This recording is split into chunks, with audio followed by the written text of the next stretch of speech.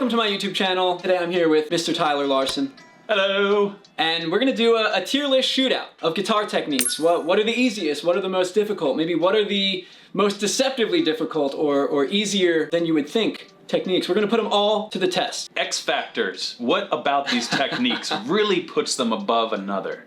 We'll find out. All right, the criteria for judging these techniques is our own opinion, which is the most valuable and totally unbiased. Yes. And then also maybe how long it would take like a total beginner to learn the technique. So what's the first technique? The first technique is, guitar roll please, strumming. Strumming! Strumming. Good old strumming. I'm gonna put strumming on the F tier. Strumming's easy. Same. Anyone can strum. Look at it. Yeah, I was gonna say, like, if you're actually, fretting chords and strumming, that's different, but like, the strumming itself is probably the easiest of all the techniques, right? Like, you don't even have to worry about which strings you're hitting. People who don't even play guitar strum. Get away from me, bug. That's a strum. So are you saying that's how strumming evolved from our ancestors? It was swatting mosquitoes and, Yes. and then we've applied that to the guitar? Our primal ancestors were swatting away mosquitoes, and then some guy was like, hey, we could probably put an instrument behind this. Next up is vibrato.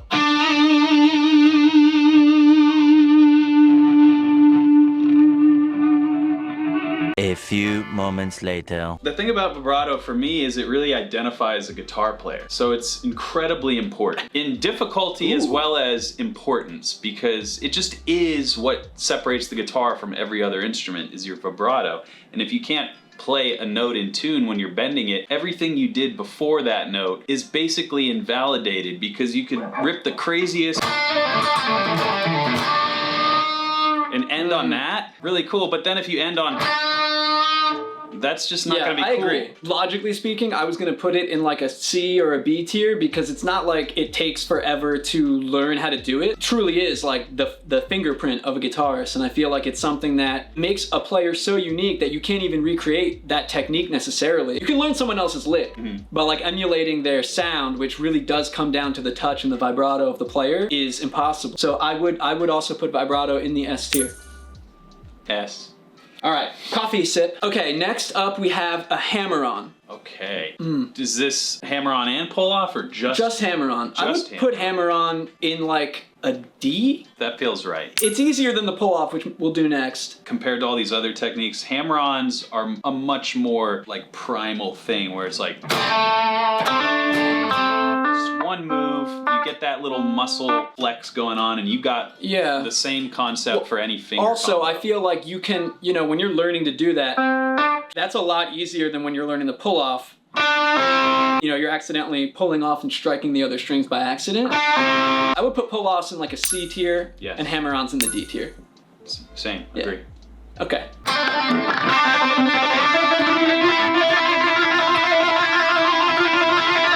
You know how I learned what hammer-ons and pull-offs were? Because in the first Guitar Hero game, there was a tutorial that was like how to do the hammer-ons and pull-offs in the Guitar Hero game, and the guy, like the voiceover, was like, this is how guitar players nail the really fast stuff. They're how guitarists nail the really fast stuff. Which brings us to the next technique, trills. I'm gonna say trills are just like pull-offs, and maybe even slightly easier than pull-offs if you're just thinking about the concept, because once you get the speed going, it's sort of like tapping, which we'll probably get to on this list as well, where it seems harder than it is. I would put it in the C tier only because, no. Wait, did we put pull-offs in the C tier? Yeah, I put it right in pull-off, C, maybe C minus. Yeah, let's say somewhere in between C and D, only because it's the combination of two techniques. We're combining a D tier and a C tier technique, which means it needs to be somewhere in the middle, right? So let's call it like CD. Next up, we have alternate picking. Okay. Alternate picking.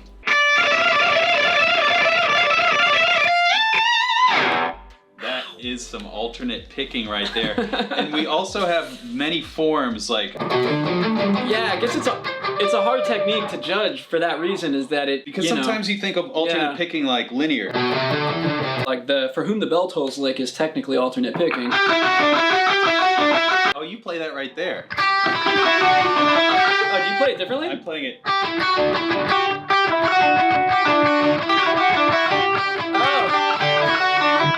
What?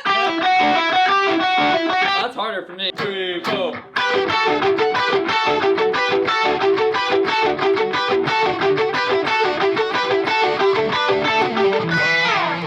Yes, alternate picking. Alternate picking. Many different forms of it, and it's incredibly important. I feel like for alternate picking, A tier just pops into my you know mind. what? I agree. I think Importance, difficulty. yeah, all that. because to truly, I mean, to start out learning it, you know, not exceptionally difficult, but to actually implement it in a musical context and use it being such a versatile technique, I would put it in the A tier as well. So many different versions of it, as we were mentioning, the ascending, the cascading, just the riffing. Oh yeah. I think the difficulty comes with the string skipping, like Bark at the Moon.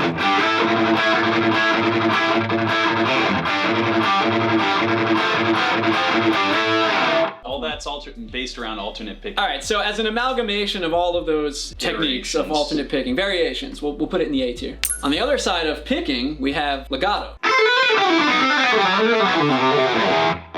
Playing without picking every note. Legato classically just means smooth and connected. It's a fluid motion. So you're not picking. It can be slow too. Anything Joe Satriani has ever played, basically. Yes, it's like the Hendrix thing.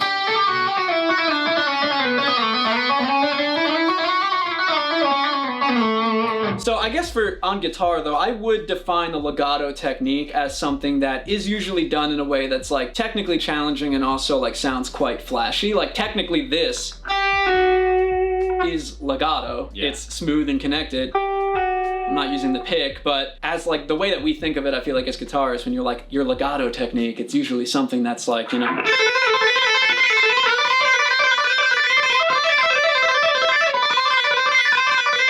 I'll use legato like between positions.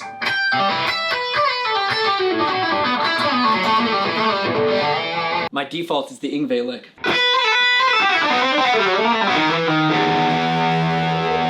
I would say legato, B tier. B tier. I would say there's less variation to the breadth of the technique than alternate picking, and I do think overall it's a little easier to execute. So I'd put that in the B tier. Next up is a very important technique, bending. Like vibrato, I consider bending and vibrato one and the same as far as importance, so I also think bending is S tier. Yeah, I agree. Just based on everything I said about vibrato, just put that into a blender and bend it. A bender. Like you said, you used a good word, the fingerprint of a guitar player. The vibrato, you could say, is the S tier and the bending is the A tier as far as getting to the vibrato. Yeah. I just think bending fundamentally for a guitar player is so important. Any genre that you play, you have to know how to bend unless you're just playing power chords, and then, you know, you're not really a guitar player. If we're talking about all these techniques, these are guitar techniques for guitar players, and every guitar player should be able to bend beyond. It almost feels like something that is an attribute of the electric guitar that if you take away, it ceases to be an electric guitar in the way that we know it. Exactly. I guess it could be A. I want to say S because I think it's like great. We have to put something in S. So we have vibrato up there. I would put bending in the A tier. I feel like that's a fair place to put bending. It's your list, man. I'm just here. Oh no. We need your input.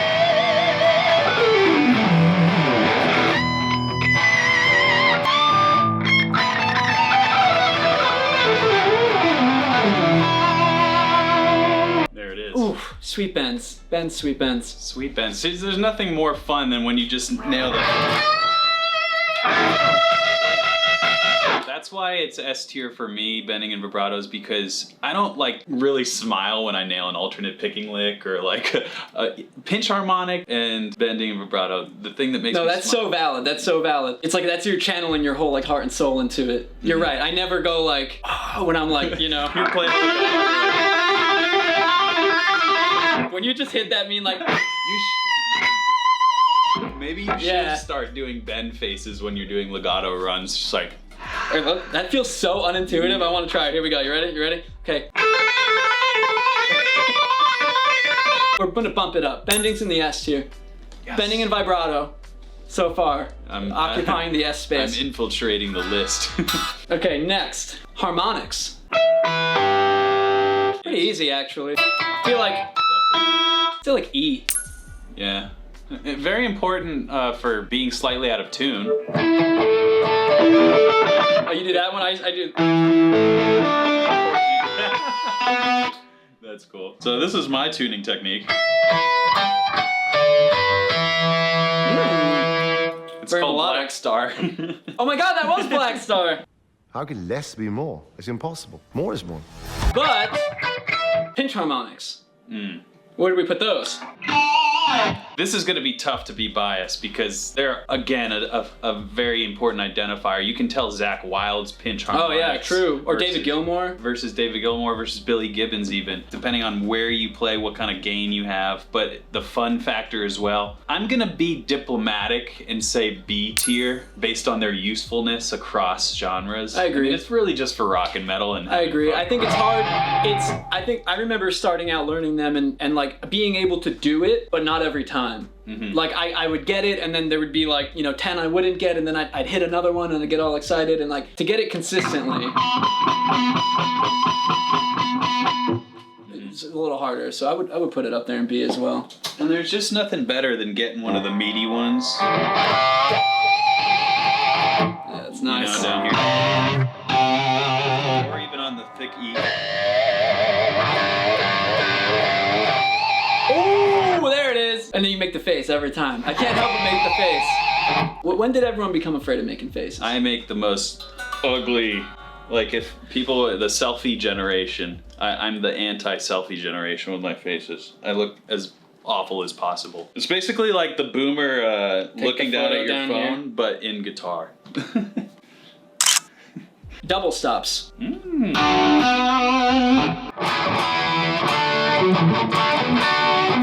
don't think it's that hard. You know why? Because when you learn Smoke on the Water, those are double stops. I know everyone starts out learning it like single notes on the low E, but that's like a pretty like top 10 beginner guitar riffs, and that uses double stops. And technically, power chords are double stops. Because they're two notes. I think it's really just based on the genre. Like, they'll be incredibly important to blues players because a lot of what you do is based on the expressiveness of notes rubbing together. So blues players would say S tier, but I think in the grand scheme, I think double stops like C, D. Yeah, the way that you're judging it is based on like it's how necessary it is to the essence of the guitar and of the player. And I think that's a really good criteria for judgment. I'm being more literal. Literally, I don't think they're that hard, but I hear what you're saying. Like if It's you're a good to blues have player, rock player. Yeah, two different kind of ways to approach it. Let's call it C. C tier. Somewhere in the middle there. Seems a little gracious for the old double stops, but we'll give it C tier just because. We need some controversy in the comments. Double stops are a double nice stops guy. get a C.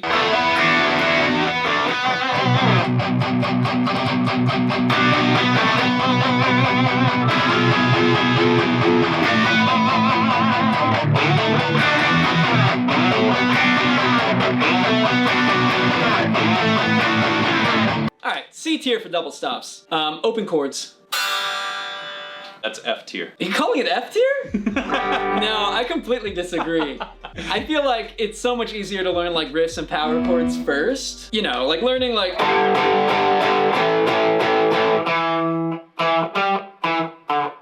Yeah, you're right. As opposed to learning like... I feel like that's so much harder. You're using like all your fingers on 6 strings and like... E? E tier? See, I think, like me personally, objectively, I think open chords are harder than like double stops, which we put in the C tier. We might have Right? messed up with double stops in the C tier, because these have to go in the C tier. Should we based on demote double stops to D? D for double, yeah. D for double stops. We knew that we were wrong on that one. Yeah, alright, we're gonna back it up. All right, double stops are being demoted and open chords are being put in the C tier. Yeah. Yeah, That okay. feels right. Palm muting. Palm not that muting hard. is going to be around the same as chords. Really? Or easier. I would rank it below that. I'd say like double stops and palm muting are in the same group. Maybe D. Yeah, that's tough. I think Okay. the concept of muting your strings is more advanced than strumming through open chords, because open chords you don't have to mute as much. And if you do, it's your finger pushing up against. Palm muting is like an entirely different. Okay, yeah, I could with see some it. people- I could see it. but- Well, what I'm learning from this is like we maybe lose a little bit of our objectivity being players that have played for a long time. How you came into Yeah, whatever you learned. kind of forget and you have to really think about it. Like, okay, what was it like when I learned that technique? And I guess you're right. Like it is actually a little more challenging than I'm maybe giving it credit for. Learning in a vacuum, palm muting versus strumming open chords. I think when we're starting out, a lot of the movement's still coming like from our elbow, right? When we're playing. Like you haven't gotten to that point yet where you've relaxed, you've learned better technique, and then you have a lot more finger movement. When you mute, you can't do that anymore. You can't move your whole elbow or your whole arm. To be able to mute effectively, now it's coming from your wrist. I guess it does feel kind of alien, you know, if you're used to going like to going. So yeah, I wouldn't mind putting that in like a C? in a Should C. we put it match the chords? Split the difference here. Let's do D. D. I feel like it's a D tier. Palm muting is technique. D. Yeah, D. All right, now we got some of the heavy hitters. I'm curious to see which of these actually end up lower than we would anticipate. Tapping. Tapping! Tapping has gotta be D tier. It's tough because similarly to alternate picking, there's so many. I think maybe we need to break it up into a couple different types of tapping because it's such a broad technique. Overall, it has to be high up there, but like at its most basic level, it's not actually that difficult. Yeah. The eruption tapping, where would we put that? Because that's like the first tapping thing. It's either crazy train or eruption that most people learn as like the... Eruption tapping, that's gonna be D. D. I agree. I think that's actually easier than like playing cowboy chords and stuff like that. It's the same amount of effort that you put into it, and you It's can pretty sound like you're simple. tapping, and it's pretty awesome. Because we put the hammer on there, and it's really nothing more than the hammer on. Where would you take it from there? Like, what would you say like the next level of difficulty would be with tapping? One of two things. It's either adding in an extra string, or it's moving around on a string and staying fluid. So, you So throw in maybe some it's like slides and how stuff. many fingers you have on, like 2 finger tapping, 3 finger, 4 and finger. then you have like gallop tapping. And then you Where do we go. put that? You can put this in. You could do like 6 finger, like. The ranking should incorporate all of these different things into one level. Okay, basic tapping, D tier. Yeah. The level it's gone to with like Daniela Guitardo, Tosin, Polyphia, Ichika, 6, 8 finger tapping, I would put that S tier. Yeah, I that's would like say that's like impossible. really like Chris Broderick. It's basically Yeah. impossible to me. I see 99% of how they do it, and the 1% I'm just like, I don't think that's in me. All of the other techniques we've discussed so far, to add those to your repertoire would take the same amount of time as mastering 8 finger like pianistic tapping, or like Yeah, yeah. Stanley Jordan style tapping would be like S tier. Has to be. Agreed. Or the Michael Romeo, That's awesome. that one. Sweeping. Probably by flashiness and importance to the guitar culture is a minimum of a B tier, but I could go all the way up to S. I'm kind of flexible. Again, on it this depends one. on the complexity of the sweeps. Yeah, I remember when Yeah. I learned this position. This is just major 7, and I could never go back down. Oh no, well, the descent is the hardest part. But then I learned sweep tapping. Concept of tapping never really appealed to me as much as like you see the culture of guitar players like, oh, sweep tapping sounds terrible or it's amazing. It's not really an in-between except for worldly thinkers like ourselves who love it all. But it's a very divisive subject, and I think it's because a lot of people don't put in the time to learn how to do it, and then maybe they're like, well, that stinks anyway, I don't like it. And then sometimes when you do learn how to do it, you become like, all I want to do is sweep pick. You know, that's just all part of learning the guitar, and I think we never evolve past those opinions because we all go through that when we're like 15 to 18 years old.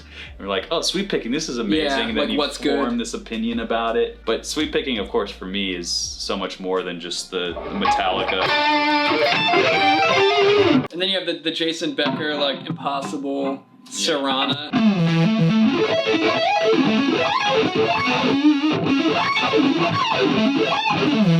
It's like the same people who get mad at AI in music are the same people who hate sweep picking. Yeah. Well, it's funny too, because like technically they're sweeping and like Wes Montgomery would sweep.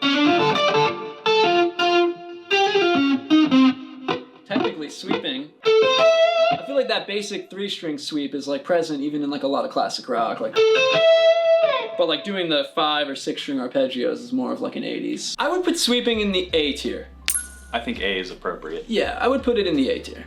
Finger picking. Finger picking. I think you should be able to pick up a guitar without a pick and play it. Yeah. I try to be able to play almost everything that I can play with a pick, also be able to do it with my fingers. It's a good exercise actually to like practice everything you already know Yeah. with just your fingers. And there's so many different techniques. It's like everything that we're going over here is primarily picked techniques.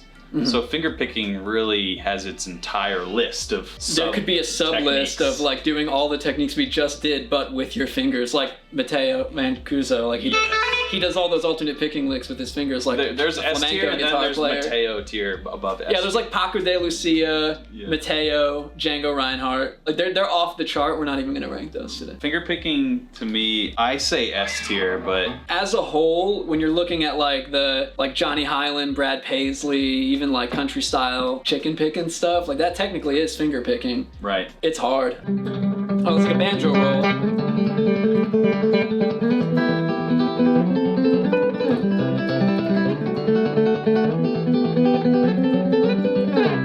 See, that sounds really pretty. I would almost put that in the deceptively hard tier only because it's the same pattern over and over again. And I think of like Lindsey Buckingham, Fleetwood Mac, Never Going Back Again. Oh, like that. yeah.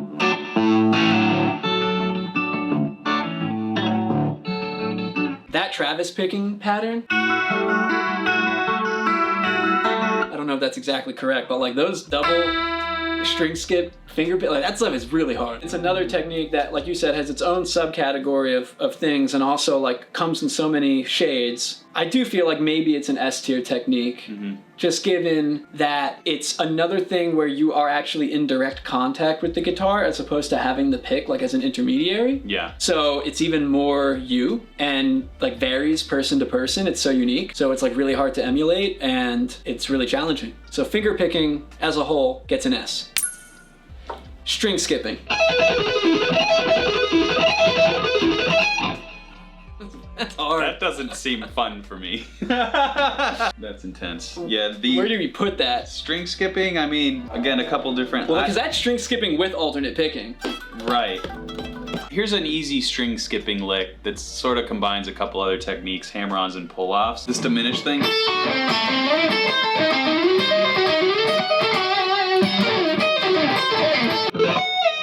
I feel like we're getting into the strange section where like these techniques in and of themselves now, like if you distill them down to a very basic form, they're not that hard. Right. But they're now like requiring us to combine other techniques. Like you can't just skip strings without it incorporating alternate picking or legato or something. Another technique, another more basic technique into it, right? Like you're now looking at hybrid techniques. Yeah, like for example this. Oh yeah, that's a string skipping thing. And you also have barring in there.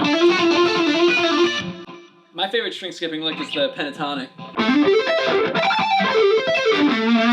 There's like the impossible Paul Gilbert thing from Scarified that I won't be able to play it, but... Have you ever tried that? So that would be like S tier. The Mike Einziger. Whoa, whoa, whoa, whoa, whoa, what's that one? It's just octaves. But it's, yeah, it's from Six That Little World. So technically that is string skipping, but I feel like as a whole, we could put this in like the A tier. Yeah. As a shred technique, like as a soloing technique, these are tough. These It's like last ones are tough. It's getting tough. Oh, tremolo picking.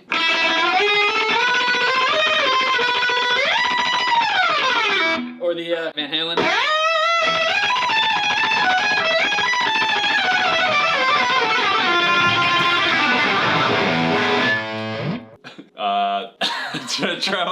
Alternate picking was A tier. Tremolo picking is a useless version of Alternate picking, which is probably arguably much easier. Something about tremolo picking kind of annoys me. It's just like Really? when people... We have our first trigger on the in the video. It's like, oh, look at how good that guy...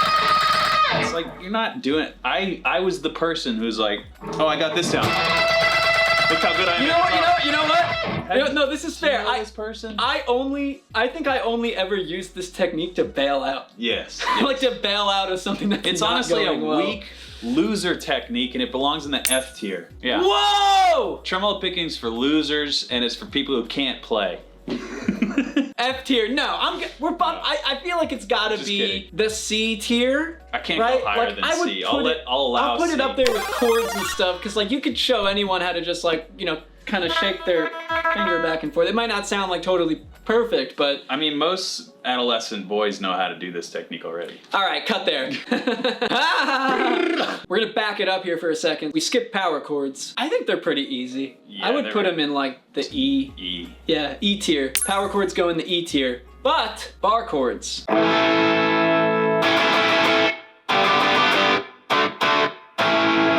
S? Just can't keep them in tune, can't play them, and yet you have to learn them first. I don't understand. They never sound in tune. They never sound cool. Yeah. Unless they're perfectly in tune and you're an awesome guitar player, they just aren't gonna work for you. Why do we learn them over and over? Yeah. Gone through painstaking measures to avoid playing bar chords, whether it's doing open chords, Hendrix thumb over the thing, anything but bar chords, please. We're doing the triad, just the 3 strings. Do I ever use a full 6-string bar chord voicing ever in the context of a song or when you session? don't know what you're playing. You're like, I guess I'll play this bar chord. No, but even then, I'm just gonna play the power chord, or I'm gonna play this. I'm out of tune, but I'm just play the triad. Yeah. Yeah, I feel like it's the technique that people struggle with the most, that is the most deceptively difficult, and the more that I consider it here with you, Tyler, the most useless. So where do we put it? Why would anyone ever want to play a bar? Why don't you just go tremolo pick some bar chords? 2 useless techniques.